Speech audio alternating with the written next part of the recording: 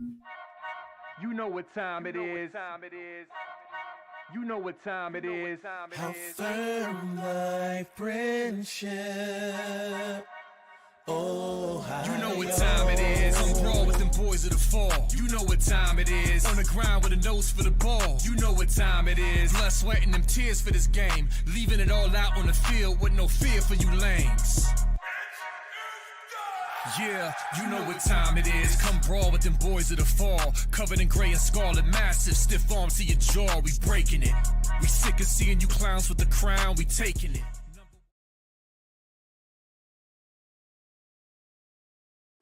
Yo, Buckeye Boys Nation, what's up? This is the Buckeye Boys Show. The show for fans, by fans. Talking all things Buckeyes, all things college football. I'm Sean Schrock, and my co-host is the one and only TG. What up, TG? What up, Sean? How you been, man? I'm doing great. How are you doing today? I'm good, especially after the news we got. Oh, yeah. I can't wait to dive into this. So what all did you hear today, TG? Let me have it. Well, obviously, it starts with our arch rival who came up in the news again. You know, I kind of hate talking about them, but it's like when they pop up in the news, you got to say something.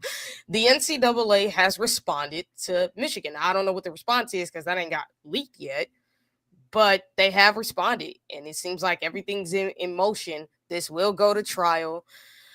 This will be pretty much something that it's going to be looking forward to. This is obviously going to be something that we're all going to be interested in because we're going to want to know what are the punishments because we know it's all coming anyway. Because I think they lay out the punishments, then they can appeal it. I believe that's how it goes, isn't it? I'm not. Yeah, they can. Sure. They can if they feel like it's too much. But here's the funny thing: I don't think they will win the appeal. So, no. Like, what would be the point? But yeah, it's going to be the harshest set of punishments I think they've ever gotten, in my opinion. Well, people claim, well, they're going to take them to court, and this is what I think about that. What do they have to stand on? Nothing. They have no legal ground to stand because when you're a member of the NCAA, you sign up and you sign that agreement that they are the ones that they're the ruling body over the NCAA. They're the ones that hand out the punishment. They're the one, the court, the jury, they dish it out, and that's the way you agree. I mean, that's the way it has to be if you sign to agree to be part of the NCAA, and they've signed in, they've agreed by all the bylaws.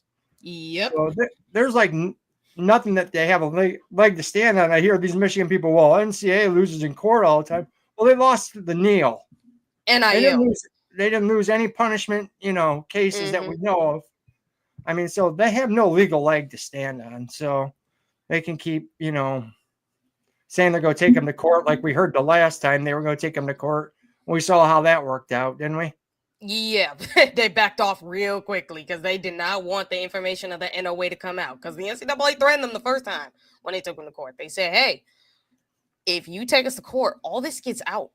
There's no ifs, ands, or buts about it. It all gets out there, meaning your reputation is already destroyed due to the cheating scandal. But think about how much more it's going to get destroyed when you actually see the details.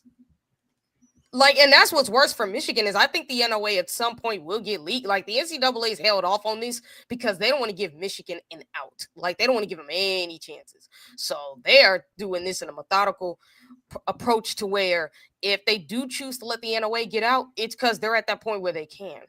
Mm-hmm. They know they can. They're comfortable doing it too. So that, and again, for Michigan, your reputation is already destroyed. But think about how much worse it'll be once the details get out. The details are juicy. The way I look at it is if it was a nothing burger like they claim, they would have already gone. They would have settled it. It'd have been over with. Exactly. I mean, if it was just a couple $1 million fine and a few scholarships, they would have hurried up. They would have ran their butt to Indy and signed that deal right away. They'd have jumped all over that, but you're right. They didn't. So, I mean, what that tells me is what the NCAA is asking for, Michigan doesn't want, trying to delay the inevitable, they're trying to delay it, but that's all they do really. Because again, when you have punishments, if this was a nothing burger, you're already settling this easily. Like, I know some people, like, I listen to Menace to Sports and they didn't think it would be like bowl bans. If it wasn't that, I think Michigan would have taken the punishments. again, I don't think that kind of stupid. Like, you would take the punishments if it meant you got, no bowl bans, no none of that. It's going to be bowl bans because, again, the NCAA doesn't care about how big of a brand you are. They didn't care about it when it was Ohio State for tattoos. If they didn't care then, they didn't care when it was USC. Like, and especially with how disrespectful Michigan has been, it's kind of like, yo, why would they even go easy on Michigan? They're not going to go easy on these guys. They're going to make it to a point where they are probably close to the bottom of the Big Ten. And I can tell you this, the only thing that would make this cheating scandal worse is if you look, if they were to, if you look, sorry, Sean, I can see you're lagging a little bit. You froze up for a second, so that's why I was kind of trying to come in, but you paused for a second. You froze up on me for a second, but I guess on your side that happens. But I was trying to say that with the NCAA is with USC and Ohio State, they didn't care about their brands. No, like what makes you think they would care about Michigan's? Especially because what does that matter? I mean, Ohio State was undefeated and would have played for a natty. Mm-hmm. They kept them out. They gave them a bowl ban. They kept them out of the national championship. Mm-hmm. I mean, they don't care. If you look, ASU, Arizona State, I know they're a smaller brand, but they cooperated and they destroyed those guys. They vacated wins. They gave them postseason bans. They nailed them with the scholarships, a bunch of show causes. Yep. And here's the funny thing. They mitigated those penalties because the NCAA did have rules and stated that they will mitigate penalties for those that cooperate. Those that don't, the punishment is much worse. Because Michigan didn't cooperate, how much worse do you think it can get? And, they tried to roadblock them every chance they could. I mean, they had people not cooperating. They destroyed evidence. So, and they basically gave them the double bird. I mean, that's what you don't do. That's what you don't do. You're bringing Connor Stallions to the championship game and parading them around on TV. What do you think? That's basically saying F you to the NCAA. And think about it. These are the same people who said Connor Stallions cheating didn't affect the game. Okay, so why are y'all praising him like a cult leader? Why are Michigan guys literally taking this guy to games and stuff? Why is Barstool Dave Portnoy hiring this guy and putting him on his show? Like, y'all literally are admitting the fact that it did do something, because you wouldn't be celebrating him if you didn't. But it also shows y'all lack morals. So when your program gets smacked, y'all gonna be crying like, oh, this is so unfair. No, it ain't. It's fair. And y'all deserve to go back into irrelevancy. Like, I wonder how long it'll last this time. It might last for the next, I don't know, next 30, 40 years, maybe. And hey, Steely's got a point. He said their third team of lawyers.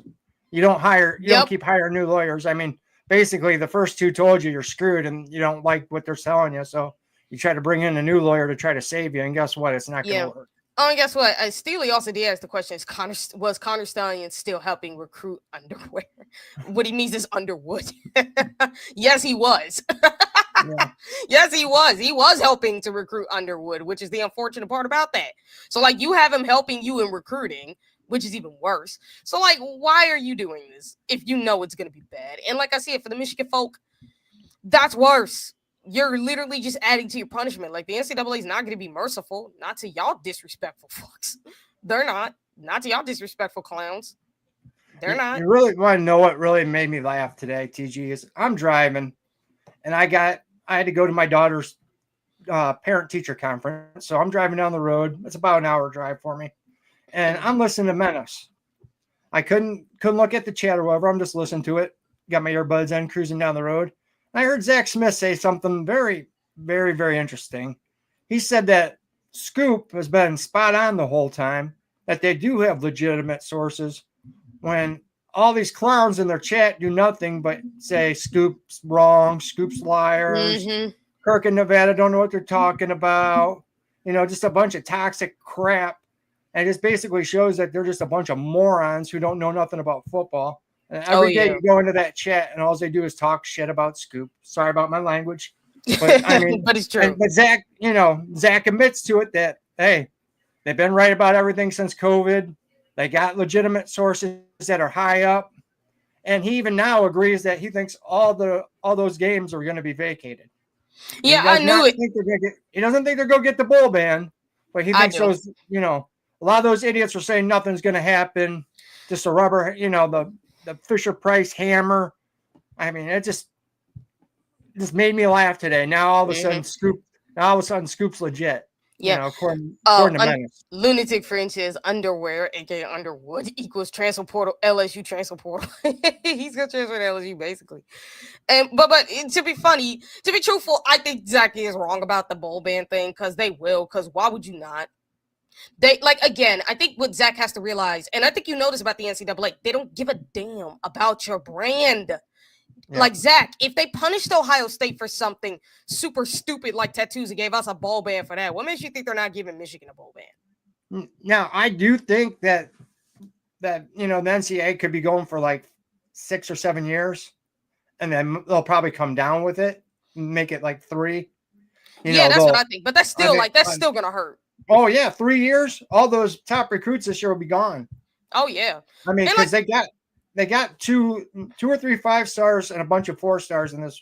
I mean, they actually got a really good recruiting class because they're throwing bags and bags of money at them. Mm-hmm. But I mean, and the way this is going to fall, it's going to fall after the transfer portal closes, which is going to be funny because after the transfer portal closes and they get hammered with those, and they get drilled with the punishment, and all those kids leave, Michigan's not going to be able to get the players to come in. They're not going to be able to replace those guys. Nope. That's what I said they were going to do. They were going to hit them with that punishment right after because that's how diabolical the NCAA is. They're that diabolical because, again, when a program gets hit with sanctions, the players can transfer out if they want to. So, and here's the thing. I think if they could do those kids solid, tell them ahead of time at least. Yeah. Tell them before you're going to do it so that way they have a chance to leave. And for those of you who are in the chat, we see your chats. We just can't put them up on screen right now. So until we figure out whatever the problem is, because we see you guys have some really good chats, but we can't put them up on the screen. There's some problems right now. So once we get that figured out, we'll put your stuff on screen. But again, I think they're going to get hammered bad because Scoop, like when Zach says he doesn't believe like they're going to get a bowl ban, Scoop says they are. They're going to get a bowl ban. Like, it's no ifs, ands, or buts because the NCAA knows they got to show they got teeth, man. Like, they're going to take away those wins. The championship will be irrelevant. They will basically, like, I would love to see a documentary done on this cheating scandal. I would. Like, the realistic facts, not that stupid Netflix with Connor Stallions. Like, not that. Well, I mean, the governor's going to have to probably, do a state of emergency and start getting people to put a lot of sand in sandbags and build kind of a dam there at the border because so we don't get flooded out by Wolverine tears. I mean, it'll roll downhill, man, and we'll be soaked. I mean, it's gonna be floods, man. Yeah, it's gonna be fun to see that. Now I'll add this onto it too, that when it comes down to it, I think that they're going to regret doing this, no matter how much they want to own it. Like, they don't even own what they do, and they're going to regret it because when their program goes down to the bottom, they're going to wish they never did. Because think about what would be the worst thing for them. Your program sinking down to the bottom while Ohio State's going on a freaking Alabama-type run where they're winning multiple national titles, and you're just sitting there at the bottom, can't do nothing. That would just be the worst thing. Drew Franks has a great point. He goes, Michigan fans and Michigan acts like college football needs them. Guess what? They don't. They don't. They never don't need Michigan. They never have. They never have. Y'all been irrelevant for 80 years. I mean, I've gone on a diatribe about how I don't even look at you guys like a blue blood like that relatively because you've been irrelevant for 80 years. Like, college football needs you? Bye. I mean, it's like whether people notice or not, like, was Nebraska once known as a blue blood? Yep. Yeah, they're known as a blue blood, but no one looks at them as that anymore. Why? Because what have they done? Nothing. Exactly. Lately. That's what I look at Michigan as. Nebraska. That's what you are. Like, that's what they are. You're not a blue blood realistically. Like, Nebraska and Michigan are blue bloods from a historical standpoint. They're blue bloods from a historical standpoint, but in reality, they're not. They haven't done anything. Even though I could make an argument that Nebraska was more relevant than Michigan going back to like the 90s. Like, at least they had some relevancy, but they weren't really doing anything. So, like, no, like Nebraska, you're really not blue bloods. From a standpoint of you haven't done anything. So I mean, from the 70s to the 90s, late 90s, Nebraska had a heck of a run. Mm-hmm. They were always relevant. They were always good. They barely had any losing seasons. I mean, they had some really great teams, some historic teams. Yeah, that's the unfortunate part because what was Michigan doing from 1948 all the way to currently? Like nothing. In You have a 97, they had one good year. one good year. That's it. Yeah.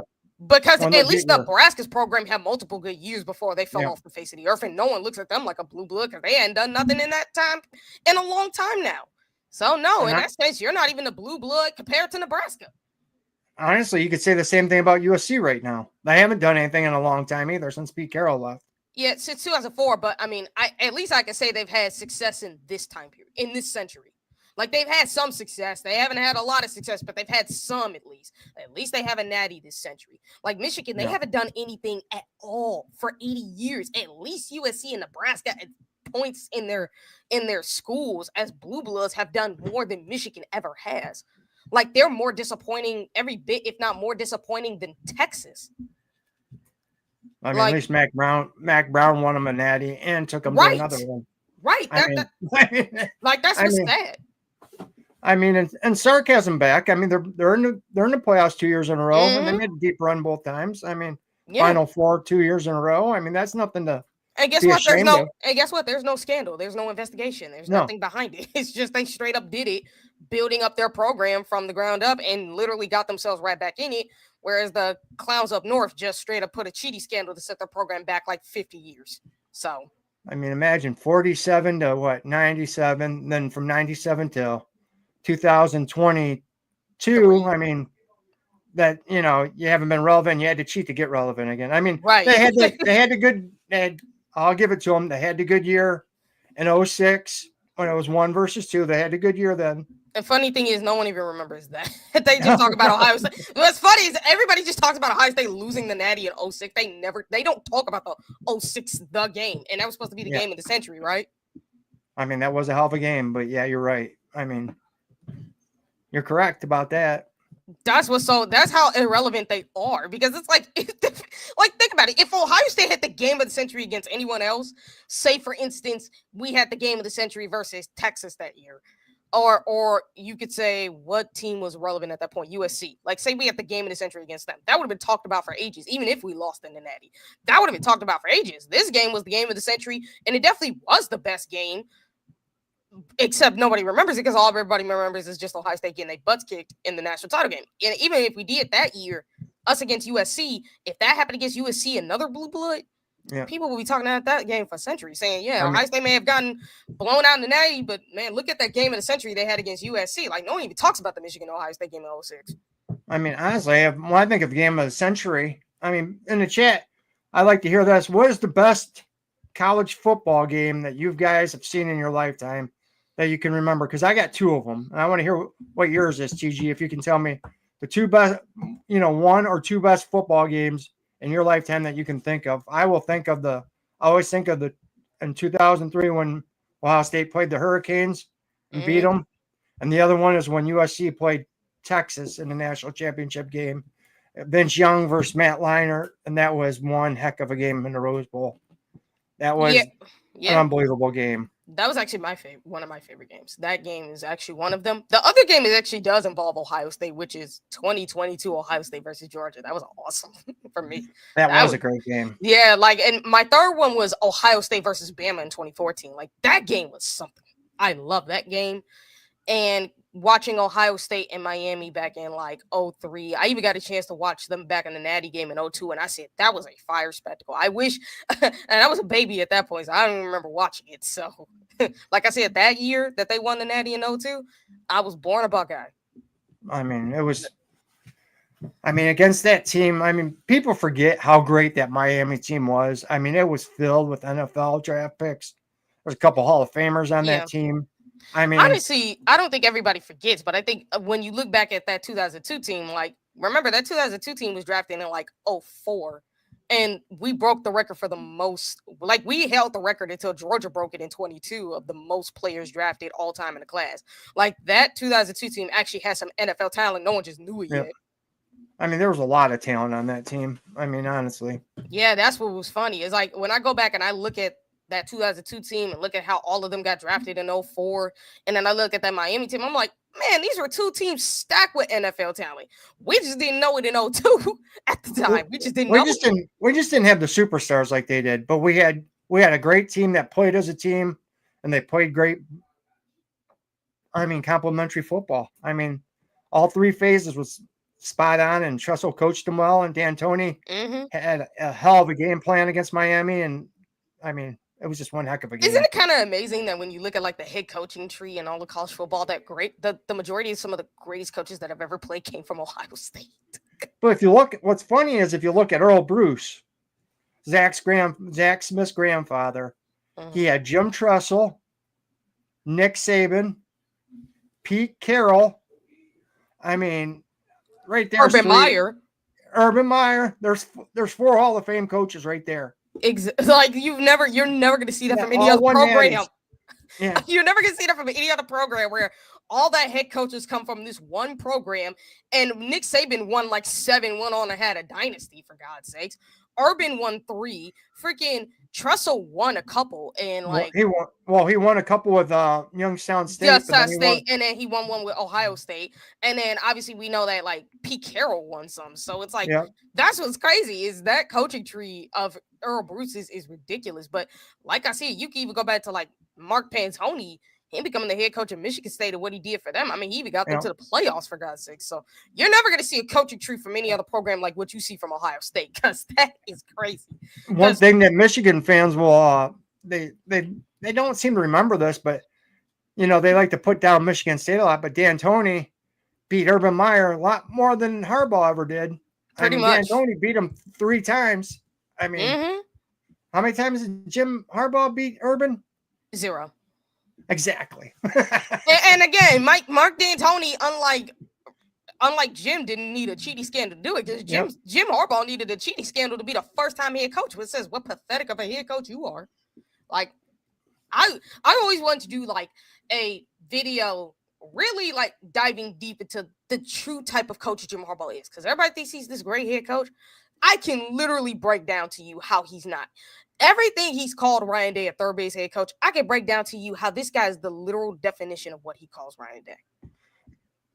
I literally can't. Harbaugh hatched on home plate then? Yeah. I mean, honestly, because of his daddy. I mean, his daddy got him into the coaching. I mean, his daddy got him a head coaching job. His dad had a big name and helped him get into, helped him get his jobs. I mean, Day didn't do that. Day worked his ass off to get where he was at.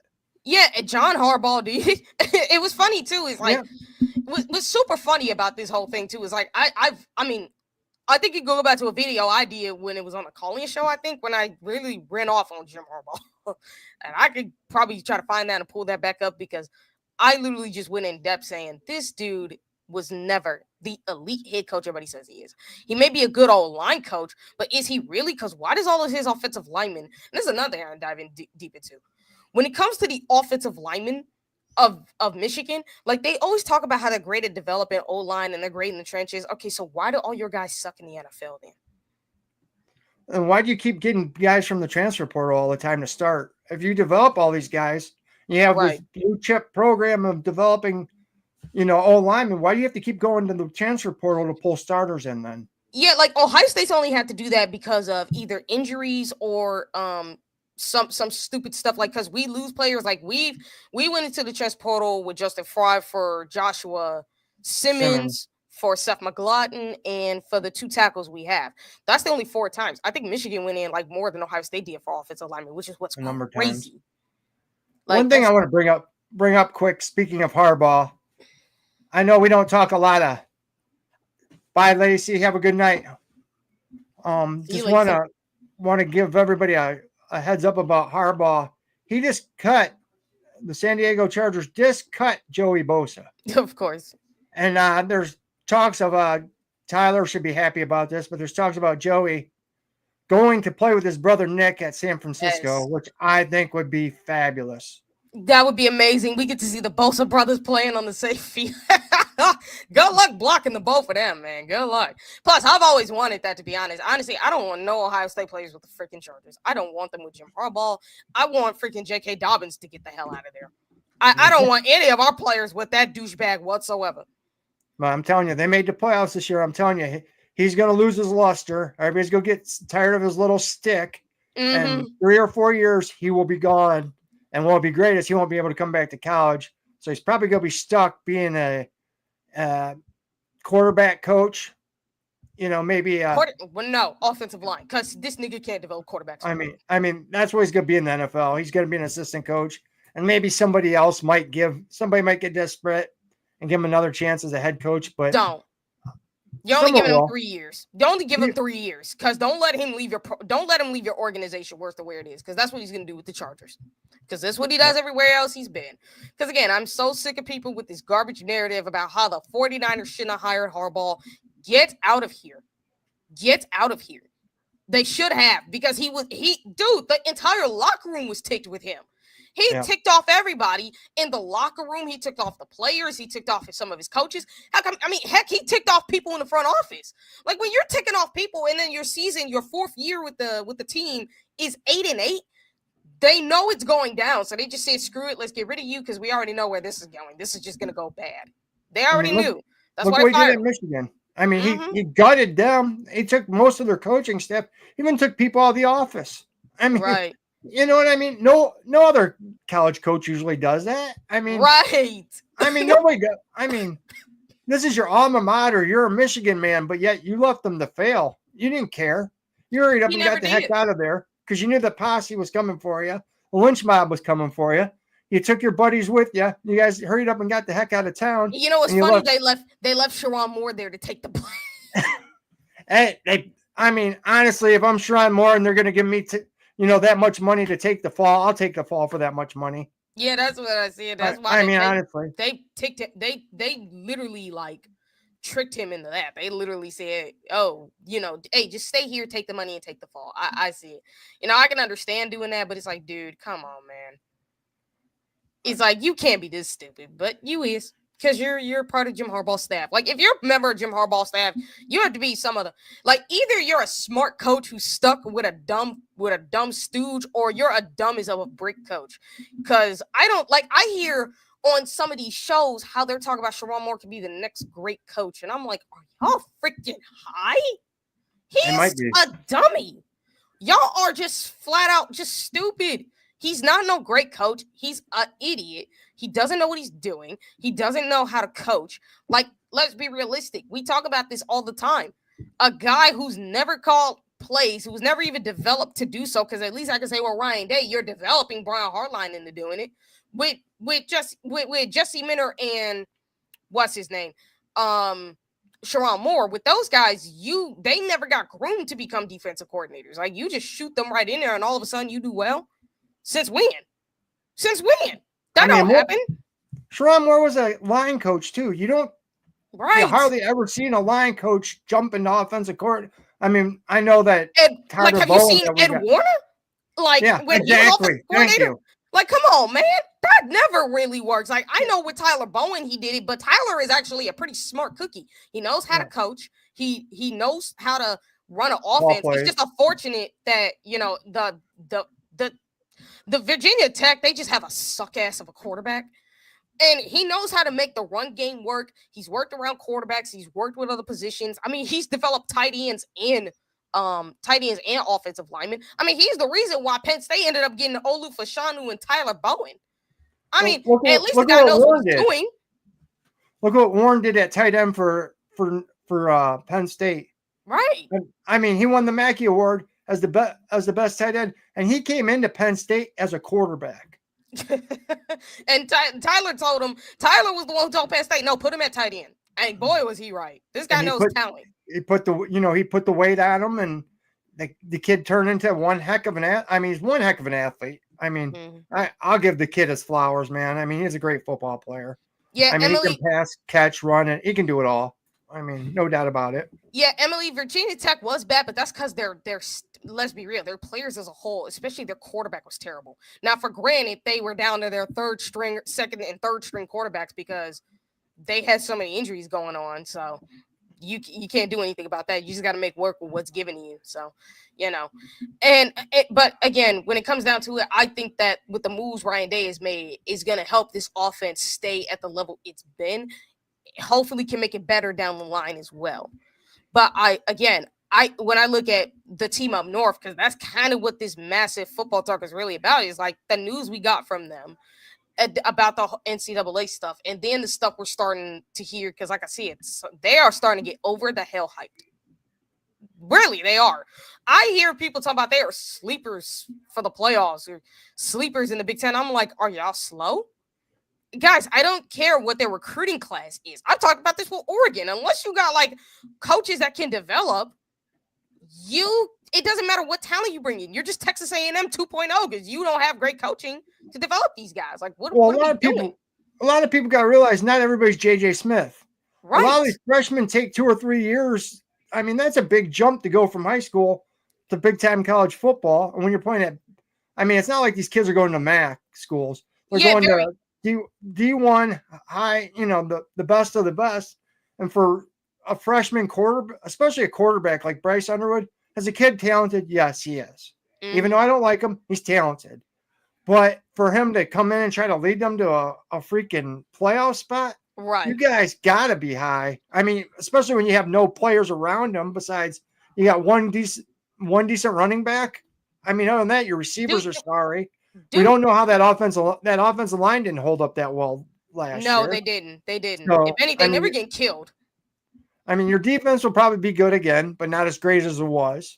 So, I mean, you're losing, 4 or 5 studs off that defense. So, I mean, do I see them as an 8-win team? Yeah. 9 win is the ceiling. 8 wins, And let me tell you this. I think 8 to 9 wins is their ceiling. Their floor is literally like 7-5, like literally like a 6-7, even less than that. Like their floor is so low. Well, I have to look at their schedule because I'm not sure what their schedule is. I mean, they can still lose a lot of those games. Let's be honest about that one. Because we look at last year, their record was 8-5, and it shouldn't have been. They got a lot of breaks all of a sudden. Like they should have lost to Minnesota. They should have lost to USC. They should have lost some games, and they didn't. So, like, let's be real. I think their floor is much lower than even 7-5. Like, it's that much lower. That still hurts that they beat us. So yeah, it sucks, but let's be real. I mean, I think we all know that Will Howard's injury played a part in that one. What do we got here? We got the ring. Yeah, and it's not going to get taken away. That's the best part. Hey, I wonder how their fans will be kicking and screaming when the national title and the Big Ten championships get taken from their buildings. For a whole year now, we've been hearing so much talk from them guys. From their podcasters, from their fans, just talking so much trash to us that nothing's going to happen. Keep holding our breaths. It's a little Fisher-Price hammer. They keep, taunting us. So it will be so glorious when they take that title away from them. And, I've heard some of them guys go, well, you're not going to take our trophy. Okay, yes, so they'll let you keep the trophy, but it's going to be a very expensive paperweight. It's going to be like the freaking banners that you had hanging for the Final Four from the Fab Five. What happened to them banners? They got taken down, rolled up, and they're stuck in a closet somewhere. That's what's going to happen to your banners. They might let you keep the trophy, but it's not going to be out in the trophy case. It's going to be stuck in someone's office as a paperweight. It's going to be jack crap. It's going to be in a closet. It's going to be in the basement. That's where it's going to be. Yeah. And True Franks and Tyler talk about like Michigan's schedule. It's like, yeah, well, their schedule kind of sucks. It's like we've seen teams like them who have bad schedules still find a way to lose. Yeah. So, but it could go the other way. You never know. I mean, it's funny sometimes, the ball takes a funny bounce in some of those games and people catch breaks and you play somebody that's got an injury and you end up winning the game that you shouldn't. I mean, you never know what's going to happen. I mean, by the way, I do want to add this one thing. Have you seen, because it seems like Oregon is really trying it today. One of their former players had the nerve to talk trash about JSN. He called him a crybaby. I literally, he's on the 49ers. I'm going to say that now. I don't remember his name, but I know who he is. And I'm like, dude, if you met and he's a DB, by the way. And I'm like, dude, if you met Jason Smith-Njigba on the field, he would cook your ass. Like, he will go right back to you and say, hey, what you say, man? What you say? The only reason JSN doesn't have higher numbers is because he's playing with Geno Smith.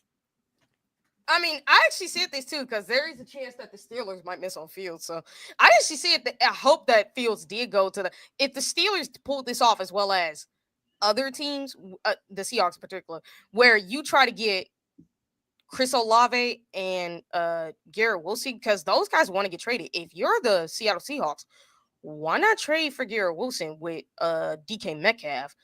And why not try to trade for Chris Olave while you're at it? See, now you have an Ohio State receiving core. I would even make the argument you can also trade for Jeremy Rucker because he needs to get that. He's a great tight end. I think he's better than what he's been playing, but the Jets didn't know how to use him right. He still was productive in the NFL, but it's like he could do more. So get him on that team. Get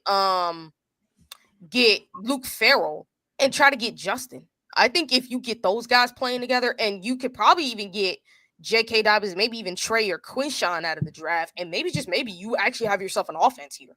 Because I get it's an all Ohio State kind of offense, but tell me this: what NFL team wouldn't want that? Yeah, that's just trying to pay everybody. Right, like why would you not want that? So I think if you were to get like Fields with those guys all around him, you got an offense. Now what you have to do, I think their defense is still really good. They can still build on defense, and you're gonna have players that are gonna be around for that. So I think if they did that, that would be something. And that's actually something I pitch for any NFL team is try to get Justin Fields and try to see you trade for his former teammates, because think about having all Ohio State offense full with all nothing but former Ohio State players. And these guys are off me when Mr. Green, Andre Green, our buddy in the chat, who always shows up the trophies every time. I love that guy. Yeah, he also says Oregon talks big with zero to show for it. Zero natties, boys. Zero, like with nothing to show for it at all. And it's true. Like my brother Mello would say, go get your food and go to the little kids table. Go sit down till you can come up to the big boys table. Go sit with the kids. Yeah, that's actually the best part about it too. Is like I will never understand it. I'm like, okay, y'all got this weird obsession with Ohio State because Ohio State never meant. Because I guarantee you that Jason Smith and the gym are looking like this guy. Like, who the hell are you? Yeah, like Jason don't even know you. Yeah, exactly. Like you are so irrelevant. And this is my thing with Oregon players. It's like, dude, be happy you're in the NFL for God's sakes. Because let's be real, the one thing we know about Oregon DBs, y'all suck. Y'all get toasted. I mean, honestly, you do. I mean, y'all get toasted by the Ohio State receivers, which show y'all not even good enough to go up against these NFL receivers. So why would an NFL team take you? I'm surprised you're still in the NFL. Look what the Washington receivers did to them too. Of course, they had a couple dogs on that team. I mean, they get burnt a lot out there. I mean, it's not just by USC. I mean, watch them against Georgia, for God's sake. Yeah. Watch them against teams that have some really good receivers. Like, they get burnt all the time. Like, I bet you this. I know Maryland's not like great right now. That's really because of coaching, because Maryland actually does have some NFL talent on that team. They always do. Like DJ Moore, the Maryland receiver that's in Chicago, who played with Fields. That dude's an NFL receiver. They have a lot of NFL receivers on that team. Like, I bet you Maryland's receivers could cook the crap out of Oregon's DBs. What I don't understand about Maryland is they got such a hotbed of high school talent around that state. Jersey's close to them. You got Maryland, you got Jersey. I mean, you got so much good talent right there, and they just can't seem to keep them in there. I mean, before Penn State used to rob all that talent. Now those kids don't want to go to Penn State much anymore. They go to Ohio State or they go to Notre Dame, it seems like. But. Yeah, I mean, let's be real. I think when it comes down to with Penn State getting that talent, that was because of Tyler Bowen, and since Tyler left, they weren't getting that many sits. So it's like every 60 and plus, those kids understand. Like with Ohio State, that's understandable because they understand that's their ticket to the NFL. Notre Dame, I think, is because they have a great culture and it's a Catholic school, and I don't think that's just like. I mean, they got lots of tradition. It's a big time school. I mean, it is. I think that they live off their past accomplishments a lot. They're kind of like Michigan. They get overranked a lot, but this year they were legit. And you know what? Next year they're going to be tough too. They got a lot of young talent that's coming back. So I think they are going to be a legitimate top 5 team. Yeah, there's one thing I need to say is, dude, get your receiving room on point. Exactly. Stop being Penn State. And what's funny is I do go around listening for information to try to like other like programs, podcasting, like other that. It's like with Penn State, I'm like, their podcasters in particular, I'm like, how stupid are y'all sometimes? Y'all are kind of y'all are making it seem like as if your team is going to win a natty because they have returning production like Ohio State and Michigan did in 23 and 24. Here's where the difference is. Even though I will say with Michigan, they really didn't have NFL players like that, but because all those guys got cut except for like 5 guys, but one of them is in the NFL. But with Penn State, you don't have any receivers. Exactly. Like what are we talking about here? Like, you guys winning the Natty? Please, bye. I don't get, like, you guys are thinking it's not, like, needed to have a superstar wide receiver. It is. It is. I'm sorry, it is.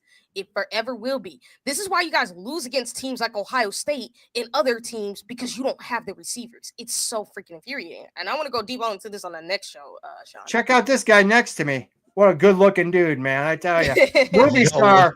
Hey, Dan. Dude, I'm getting old, man. I'm getting old, dude. Oh. I'm telling you. Dude, you're only in your 30s. You're only in your 30s, man. Stop it. So I'm getting old. All right, guys, we're gonna get off here so everybody can head over to Scoop and check out what we know. Nevada Buck's gonna have the latest on everything. Yep, I'm excited. Just real fast, let people know why I'm hopping on. We're having some technical difficulties with StreamYard, so I got to come on and end the show. So I'm on here letting these guys know, letting them, I'm going to wrap it up for these guys. So I'll be on here. You guys close it out. When you guys say the end, I'm going to drop back down. I'll just hit end stream, but got a couple minutes to close it out. So yeah, appreciate it, Devin. Yes, thanks, sir. Dev. Well, yeah, I want to go deeper into the I do want to go deeper into the Penn State thing with them on our next show. And so we can go deeper into it, but give me at least just a little bit of thoughts about the whole Penn State thing. Just a little bit. I just can't believe that they just, I mean, honestly, when James Franklin first went there, they had good receivers.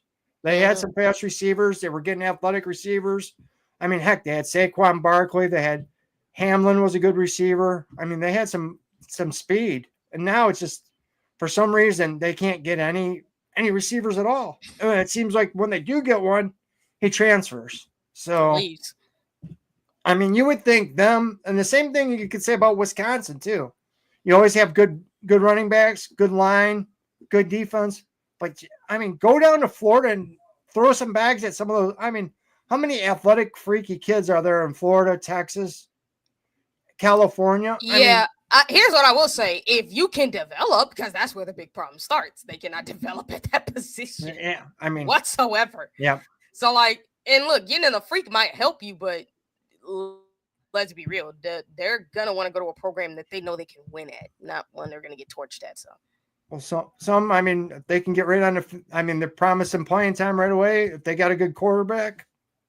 Yeah. I mean, that's the thing, though, with that's Wisconsin. They don't got a great quarterback right now. I mean, if Penn State would have just had if they would have had a couple receivers this year, my gosh, they would have been in the hunt for a natty. I mean, they already were, but if they would have had two legitimate receivers, that team really would have been at least one, because at least you had Tyler Yeah. Warren. If you had at least one, geez, But I mean, I guess we could pretty much just end it here, and we can go deeper into the Penn State thing on the next show. Sure. So everybody, make sure you check out Buckeye Scoop, because Nevada got all the juicy details, and I want to see this one. So you guys make sure to head over to Buckeye Scoop to see the juicy details on on the Michigan stuff. Sean, you got any final words? And after Scoop ends, please go over to our friends over at the Ohio Podcast, because they do have their call-in show tonight at 8:00. So I mean, that's always a great Thursday night show. After Scoop, we usually head over there. So just want to thank all of our regulars, Karis, Beth, Emily, Craig, True Franks. See Tony's in the house tonight. Lacey, Steely, freaking Sean Rollins, Mello. Mm-hmm. Thank Devin for helping us tonight. I know it's kind of a pain with the way StreamYard is, but he helped us put this show. If it wasn't for him tonight, we wouldn't have had this show. So big thanks to our brother Devin for helping us tonight. Yes, absolutely. Big shout to everybody. So till the next time, people. OH. I